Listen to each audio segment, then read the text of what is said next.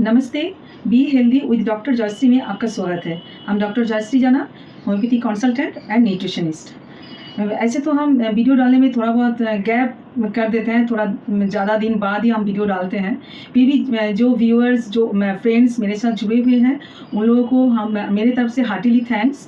और अगर आप मेरे चैनल में नए हैं तो प्लीज़ सब्सक्राइब करके बेल आइकन को जरूर प्रेस कीजिए, क्योंकि मेरा ये चैनल कंप्लीट हेल्थ चैनल है। आपको अगर हेल्दी लाइफ लीड करना है, आपको दावा ज़्यादा नहीं लेना है, तब आप मेरे चैनल के साथ जुड़े रहेंगे तो बहुत अच्छे से बेनिफिटेड होंगे। मेरे चैनल में सब डिफरेंट टाइप्स ऑफ डिजीज़ का अवेयरनेस रहता है, with diet advice, management, prevention, सब कुछ रहता है। और होम्योपैथिक मेडिसिन का भी एपिसोड रहता है, जो घर में अगर कुछ ज़रूरत पड़ने से आप कुछ दवा घर में रख के भी ट्रीटमेंट कर सकते हैं। और रहता है मेरे किचन का experimental healthy but delicious recipes. Diet maintain करना मतलब सिर्फ मोनोटोनस टेस्टलेस ऐसा कुछ नहीं है। अगर मेरे चैनल के साथ आप जुड़े रहेंगे तो बहुत सारा हेल्दी डिलीशियस रेसिपीज़ आपको मिलेगा। तो और ज़्यादा बकबक ना करते हुए हम आज का एपिसोड में जा रहे हैं। आज का एज ओवर 30 और ओवर 40 ईयर्स एज हो गया है। आपको हाई कोलेस्ट्रॉल का प्रॉब्लम हो रहा है। आप जस्ट रेगुलर चेकअप किए तो आपका कोलेस्ट्रॉल लेवल हाई आया है। हाई कोलेस्ट्रॉल होता है, ये बहुत ही कॉमन प्रॉब्लम है।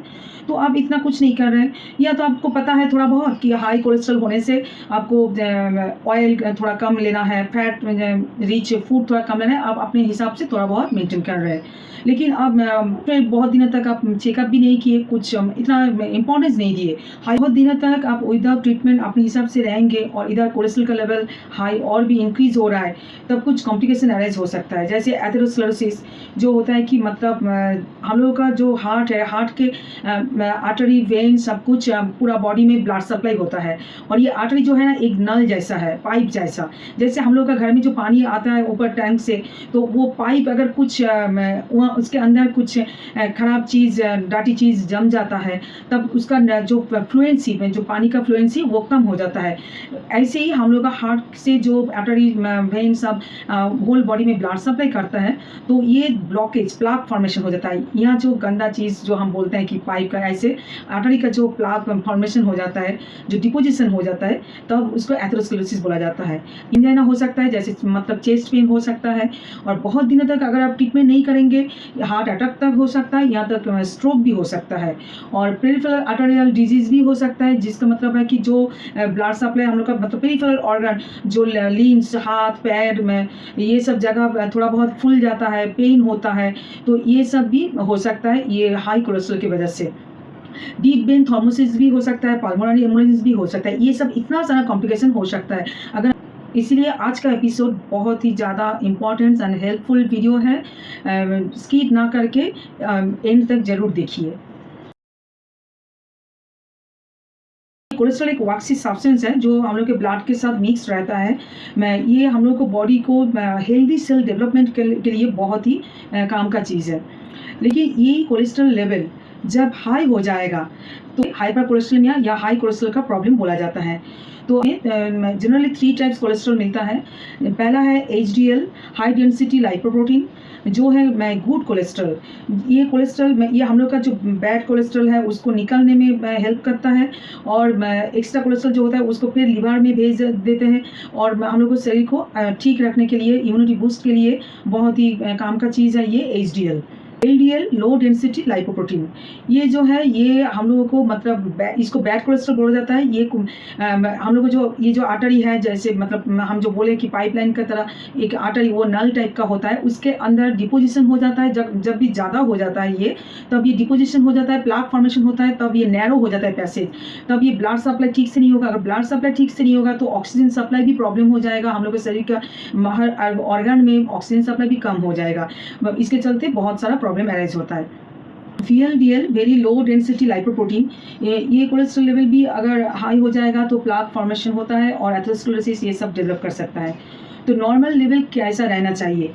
HDL जो गुड कोलेस्ट्रॉल है, ये कम से कम 50 to 60 मिलीग्राम पर DL रहना चाहिए। अगर ये 49 से कम हो गया तब ये बोला जाएगा बॉर्डर लाइन। जब ये 10 to 20 मिलीग्राम पर DL हो जाएगा तब आपको ट्रीटमेंट, डाइट सब कुछ अच्छे से लेना है, मेंटेन करना है। और LDL जो गुड बैड कोलेस्ट्रॉल, ये 130 मिलीग्राम पर DL से कम होना चाहिए। जब ये लेवल 139 to 159 बॉर्डर लाइन में है तब आपको कॉन्शियस होना है। और जब ये 160 मिलीग्राम पर डीएल हो जाएगा, ये तब हाई हो जाएगा बहुत ही, ये हाई एलडीएल जब हो जाएगा तब आपको इमीडिएट ट्रीटमेंट की ज़रूरत है। जो ट्राइग्लिसराइड है ये कोलेस्ट्रॉल नहीं है, लेकिन ये वन टाइप ऑफ लाइपोप्रोटीन है। ये भी अगर ज़्यादा हो जाएगा तब आपका जो ये टोटल कोलेस्ट्रॉल है ये या एलडीएल, इसको इंक्रीज़ करने में बहुत हेल्प करता है। इसीलिए ये भी आपका शरीर में प्रॉब्लम क्रिएट करने में, मतलब एलडीएल का हेल्पिंग हैंड बोला जाता है। तो ये इसका लेवल 200 मिलीग्राम पर डीएल से कम होना चाहिए।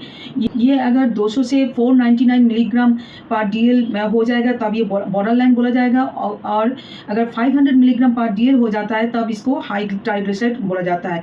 और ये हाई ट्राइग्लिसराइड जब हो जाएगा, आपको शायद एलडीएल लेवल में फिर भी ठीक है, टोटल कोलेस्ट्रॉल का लेवल भी ठीक है, लेकिन ट्राइग्लिसराइड बहुत ज़्यादा हो रहा है, दिन ब दिन बढ़ रहा है, आप कुछ मेंटेन नहीं कर रहे, तब आपको बाद में ये टोटल कोलेस्ट्रॉल लेवल भी हाई कर देगा और आपका मतलब आर्टरी में प्लाक फॉर्मेशन भी कर देगा। इसके चलते आपका जो कॉम्प्लिकेशन आप पहले बताए, तो ये सब कॉम्प्लिकेशन भी अराइज हो सकता है।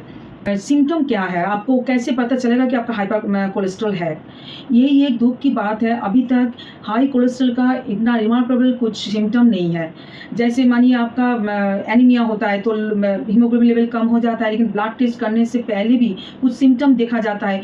पहले वीडियो में हम ऑलरेडी बोल चुके हैं कि एनीमिया, जो लोग स्किप कर गए वो एनीमिया वीडियो देख सकते हैं। तो कुछ सिम्टम देख के कम से कम आप थोड़ा कॉन्शियस हो सकते हैं कि हमको ब्लड टेस्ट करना है, डॉक्टर के पास जाना है। लेकिन ये कोलेस्ट्रॉल लेवल हाई होने से इतना कुछ रिमार्केबल सिम्टम नहीं आता है। जब सिम्टम आएगा वो बहुत देर हो जाता है, मतलब तब आपका चेस्ट पेन हो सकता है, आपका सफोकेशन होता है, ब्रीदिंग प्रॉब्लम अराइज हो सकता है, या जो पेरिफेरल आर्टेरियल डिजीज भी डेवलप हो सकता है।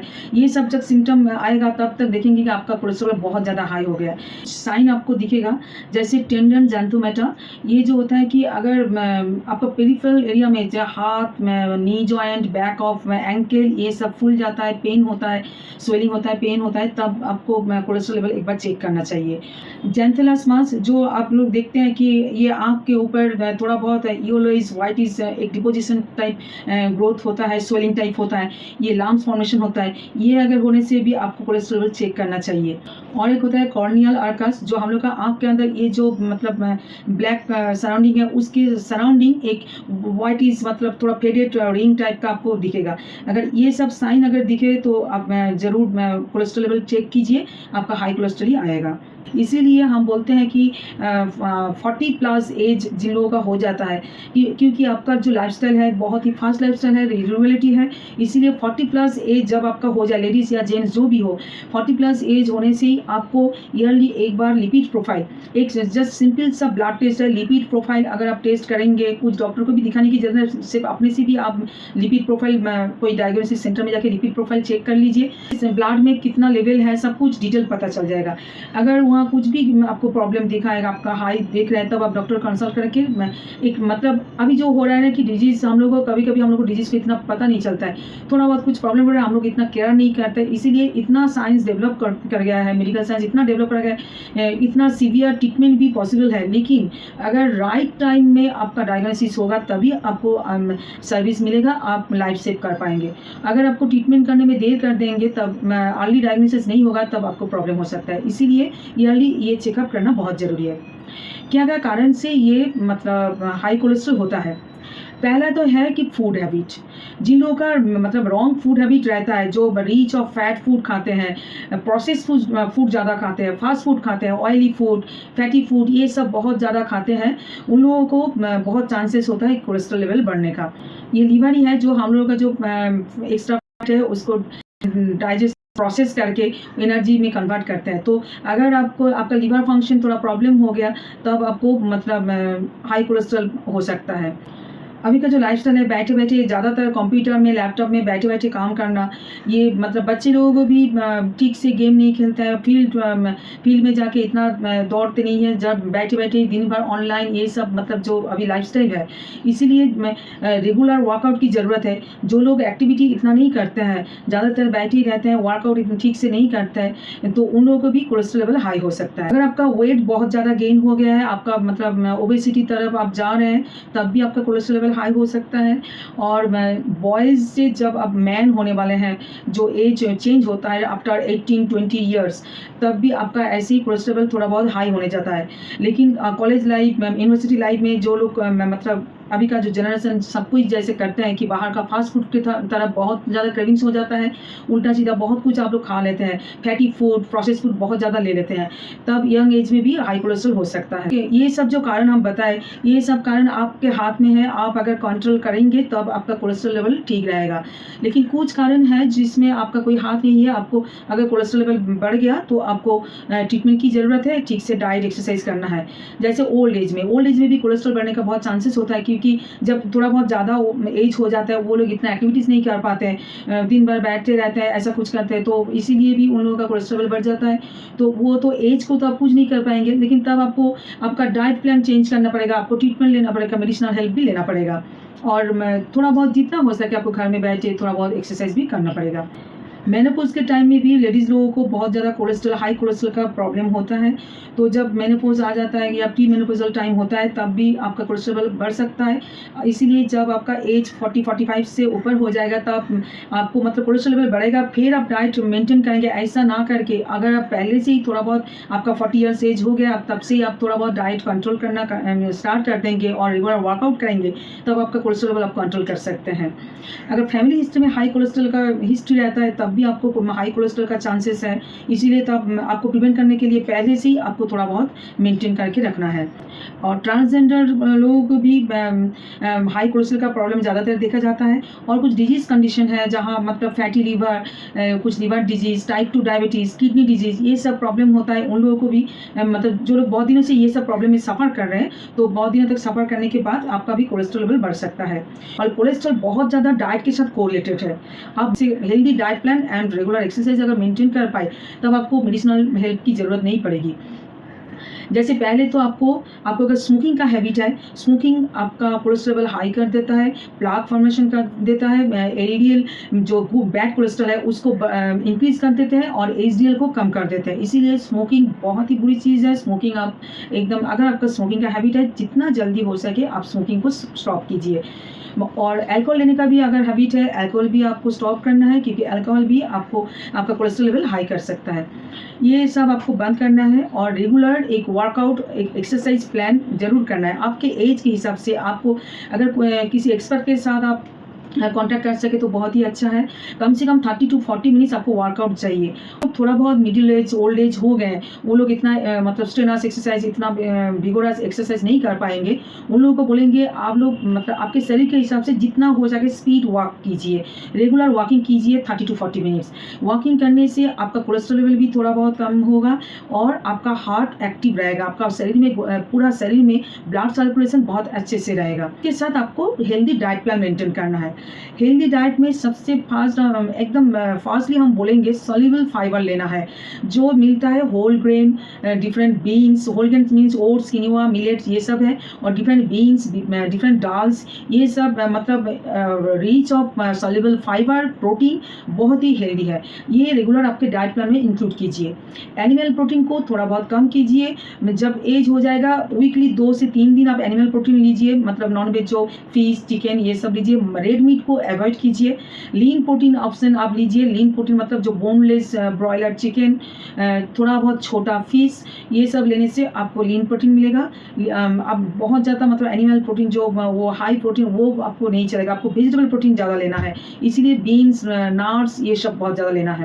Omega 3 fatty acid increase food लेना है, जो ज़्यादातर मिलता है ऑयली फिश, जो मैकरल, सलमन, ये सब फिश से बहुत ज़्यादा मिलता है। ऐसे भी दूसरे फिश से भी, मछली से भी आपको ओमेगा 3 फैटी एसिड मिलेगा। और जो लोग नॉनवेज नहीं खाते हैं उन लोगों को बोलेंगे कि आप नट्स बहुत ज़्यादा लीजिए, जो वालनट, पीनट, ये सब, कैस्यू नट, ये सब नट्स में ओमेगा 3 फैटी एसिड बहुत अच्छे से रहता है। तो ये सब लेने से आपका ओमेगा 3 फैटी एसिड मीटअप हो जाएगा। पीनट भी आप ले सकते हैं। पीनट में vitamin B3, niacin, antioxidant rich होता है, प्रोटीन रिच होता है, फाइबर रिच होता है। एक फैटी एसिड जो फाइटोस्टेरोल वो भी बहुत रिच होता है, जो आपके ये कोलेस्ट्रॉल लेवल ठीक रखने के लिए बहुत ही काम कर सकता है। कैल्शियम नट, ये जिंक, कैल्शियम, कॉपर, विटामिन के, ये सब फ्लेवोनॉइड, एंटीऑक्सीडेंट रिच, ये सब इतने अच्छे से रहता है। इसीलिए कैल्शियम नट भी अगर आप डाइट प्लान में रखेंगे तो ये भी आपको बहुत हेल्प करेगा। और आपके डाइट प्लान में जो सीजनल फ्रूट्स एंड वेजिटेबल ये बहुत ज़्यादा लीजिए, जितना हो सके आप लीजिए। ये आपको मतलब फ्रेश फ्रूट्स वेजिटेबल लेने से आपका जो फाइबर रिच, विटामिन रिच, ये सब आपको कोलेस्ट्रॉल लेवल नॉर्मल रखने के लिए बहुत हेल्प करेगा। ड्रिंक्स भी आप ले सकते हैं, जैसे ग्रीन टी बहुत ही बढ़िया चीज़ है। ये भी आपको एंटीऑक्सीडेंट फुल है, कोलेस्ट्रॉल लेवल कंट्रोल करने में बहुत बढ़िया काम करता है। पोमीग्रेनेट, बीटरूट, इसके अंदर बहुत अच्छे से पॉलीफेनॉल रहता है जो एंटीऑक्सीडेंट फुल है, तो इसीलिए ये भी आपको ब्लड कोलेस्ट्रॉल कंट्रोल करने में बहुत काम करेगा। टोमेटोज जिसके अंदर रहता है लाइकोपेन, ये भी कोलेस्ट्रॉल लेवल नॉर्मल रखने के लिए हेल्प करता है। और आपको अगर सोया मिल्क लेंगे तो उसको भी फाइबर रिच और हाई प्रोटीन रिच होता है, एक वेजिटेबल प्रोटीन होता है, कोलेस्ट्रॉल लेवल नॉर्मल रखने के लिए बहुत हेल्प करेगा। आशा करती हूँ ये वीडियो आपके लिए बहुत हेल्पफुल होगा और सबको शेयर करके सबको जानने की मौका दीजिए। अगर आपका हाई कोलेस्ट्रॉल प्रॉब्लम आया है, आपका कोलेस्ट्रॉल लेवल हाई हुआ है, आप रेगुलर अगर स्ट्रिक्टली डाइट और एक्सरसाइज मेंटेन करेंगे, विद इन 15 डेज आपका कोलेस्ट्रॉल लेवल कम हो सकता है। लेकिन फिर भी आपका कम नहीं होता है, तब आप जरूर डॉक्टर कंसल्ट कीजिए, आपको मेडिसिनल हेल्प की भी ज़रूरत पड़ेगा। सबको स्वस्थ रहिए। नमस्ते।